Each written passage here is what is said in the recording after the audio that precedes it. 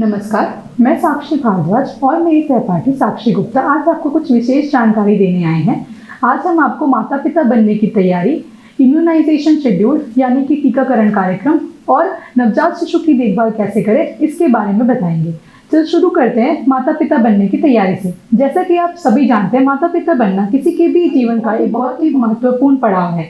इसके लिए हम आपको कुछ जानकारी देंगे, जिसके अंतर्गत पहला हम आपको शारीरिक तैयारी के बारे में बताएंगे, दूसरा मनोवैज्ञानिक तैयारी के बारे में बताएंगे और तीसरा वित्तीय तैयारी के बारे में बताएंगे। तो शुरू करते हैं शारीरिक तैयारी के लेके।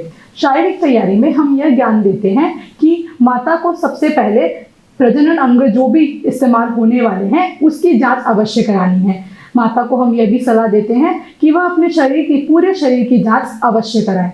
उसके बाद हम उनको यह सलाह देते हैं कि गर्भावस्था की पुष्टि के लिए वह अस्पताल ज़रूर जाएं और वहाँ पे अस्पताल जाकर उन्हें अन्य कई जांचों के बारे में भी बताया जाता है। अब हम आपको प्री कंसेप्शन काउंसलिंग के बारे में बताएंगे। प्री कंसेप्शन काउंसलिंग क्या होती है?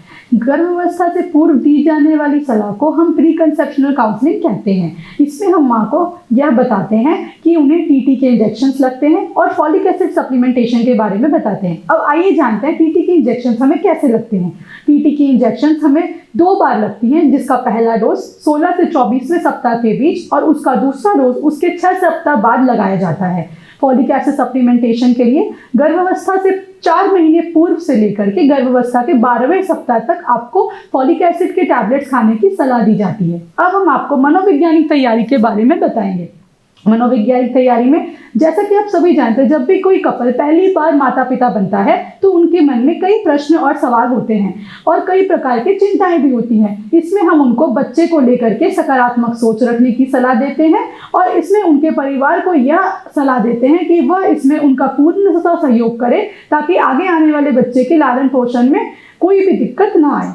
अब हम आपको जेनेटिक काउंसलिंग के बारे में बताते हैं। जब भी गर्भवती महिला पहली बार अस्पताल आती है तो हम उनका स्क्रीनिंग कराते हैं ताकि हमें हाई रिस्क मदर यानी कि उच्च जोखिम वाली महिलाओं के बारे में पता लगे, जिससे के बाद हम उनको यह बताते हैं कि आगे आकर उनके बच्चे को अगर कोई भी जेनेटिक प्रॉब्लम होती है तो उसके बारे में उन्हें पहले ही आगाह कर दिया जाता है। अब हम आपको वित्तीय तैयारी के बारे में बताएंगे।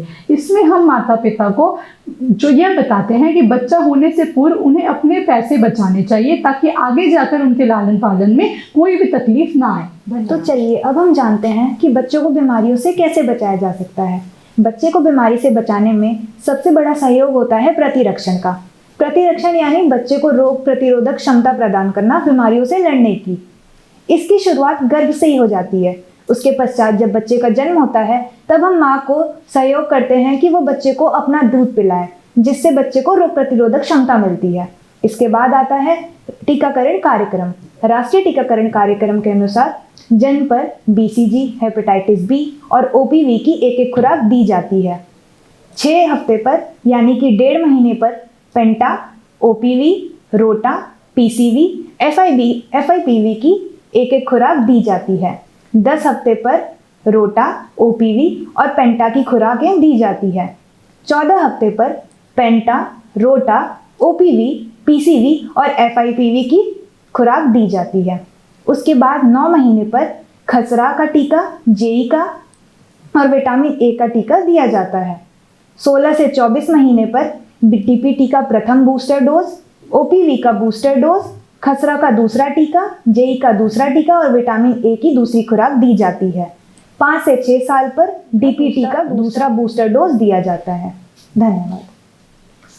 चलिए अब जानते हैं नवजात शिशु की देखभाल कैसे करें। जैसा कि आप सभी जानते हैं, नवजात शिशु की देखभाल करना बहुत ही ज़्यादा अनिवार्य है ताकि हम उन्हें बीमारियों से बचा सकें। इसके लिए हम सबसे पहले ये जानते हैं कि बच्चे को गोद में कैसे उठाते हैं। जब भी आप बच्चे को अपने गोद में उठाएं तो उससे पहले सबसे पहले उसके सिर और गर्दन के नीचे हाथ अवश्य रखें ताकि उससे उन्हें सपोर्ट मिले और प्यार से और ध्यान से अपने बच्चे को गोद में उठाएं। दूसरा, हमें यह ध्यान देना है कि नवजात शिशु को जन्म के तुरंत बाद ना नहलाएं। नवजात शिशु को जन्म के 1 घंटे के भीतर माँ का दूध अवश्य पिलाएं। आगे आने वाले 6 महीने तक बच्चे को केवल माँ का दूध ही पिलाएं। बच्चे को छूने से पहले अपने हाथों को जरूर धोएं। बच्चे की नाभि को स्वच्छ एवं सूखी रखें। अगर कोई भी दिक्कत आती है तो अपने चिकित्सक से जरूर संपर्क करें। और शिशु को केएमसी ज़रूर कराएं, जिससे शिशु का तापमान सही रहता है, माँ और बच्चे के बीच का रिश्ता मजबूत होता है और बच्चे को इन्फेक्शन से भी बचाया जा सकता है। धन्यवाद।